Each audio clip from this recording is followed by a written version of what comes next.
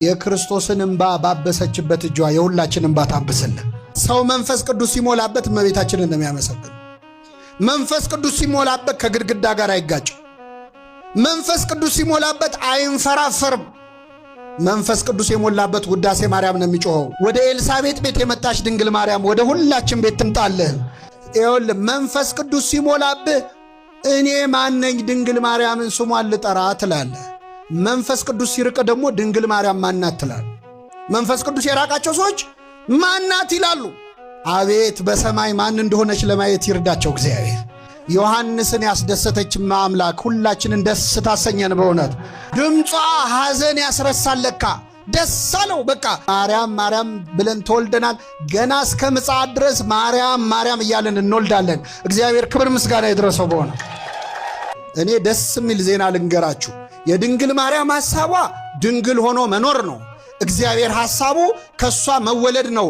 ሁለቱንም ፈጸመው። እሱም ከሷ ተወለደ፣ እሷም ለዘላለም ምን ሆና ኖረች? ይችላል አይችልም? እግዚአብሔር ድንግል ማርያምን ምን ብለን እንጥራት ይላል ቅዱስ ኤፍሬም። ጌታ ሆይ እናትህን ማን ብለን እንጥራት? ድንግል እንዳንላት ልጅ ታቅፋ ስታጠባ አየናት። እናት እንዳንላት ደግሞ ድንግል ሆና አየናት። እናትህን ማን ብለን እንጥራት? እናትህን መጥራት እንዲህ ከከበደ ጌታ ሆይ አንተን በምን አንደበት እንጠራሃለን ይላል። ድንግል ሆይ የሚያታልሉ ጎልማሶች ያረጋጉሽ አይደለሽም፣ የመላእክት አለቆች አመሰገኑሽ እንጂ ይላል። አንዳንድ ሰዎች እናንተ ኦርቶዶክሶች የድንግል ማርያምን ክብሯን አብዝታችሁታ ይላሉ። ክብሯን ያበዛው ማን ነው? እኛ ልንቀንሰው ልንጨምረው እንችላለን? ፀሐይ ብንሞቃት ባንሞቃት ሙቀቷ ይቀንሳል? ድንግል ማርያም ብናከብራትም ባናከብራትም ማን አክብሯታል? ምእመናን እግዚአብሔር አክብሯታል። ክብር ምስጋና ይድረሳል። ወንድ ስለማላውቅ እንዴት ይሆናል አለችው። እውነት ልንገራችሁ ቅዱስ ገብርኤል መልሱንም አያውቀውም። እንዴት በድንግልና እንደምትወልድ አያውቀውም። ስለዚህ ምን አላት?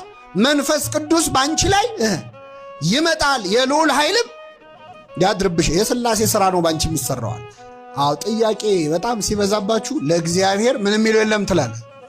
ጸበሉ እንዴት ያድናል? እምነቱ እንዴት ያድናል? ሥጋው ደሙ እንዴት ይለወጣል? መስቀሉ እንዴት ኃይል አለው ሲሏችሁ ለእግዚአብሔር በሉ። ይህን ካላችሁ በኋላ ሰዎች ጥያቄ ከቀጠሉ እነዚህ ሰዎች በእግዚአብሔር ስለማያምኑ ጊዜያችሁ እንዳታጠፉ። ቅዱስ ዮሐንስ ዘደማስቆ ምን ይላል? ድንግል ማርያም ስትወልድ አላማጠችም፣ ምጥ አላየችም። ስትወልድ ያላማጠችውን ምጥ ግን ዓርብ ዕለት አምጣዋለች። ተጨንቃለች።